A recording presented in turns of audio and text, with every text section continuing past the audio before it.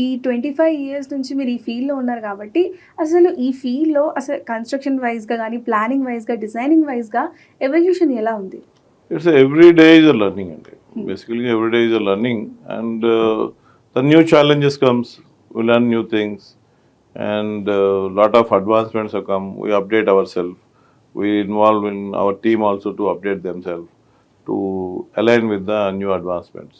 So, ఇప్పుడు అంటే ఈ మార్కెట్‌లో ఉన్నప్పుడు చాలామంది కన్‌ఫ్యూజన్స్ ఉంటాయి. మెటీరియల్స్ ఏ కైండ్ ఆఫ్ మెటీరియల్స్ యూజ్ చేయాలి అని. సో, ఈ ఫీల్డ్‌లో ఉన్నందుకు you would be having a right knowledge. So, ఇప్పుడున్న బ్రాండ్స్‌లో how to pick one and what do you prefer? బేసికల్గా ఈ మెటీరియల్ సైన్స్ అనేది చాలా important. We do have a subject in engineering. Okay.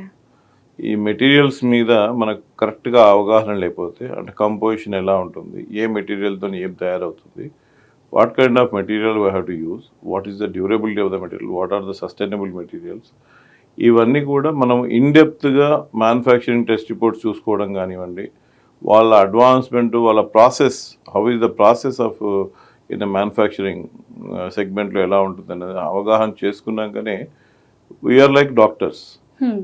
Doctors prescribe the medicine. Right. We prescribe this is the best one. That is client choice.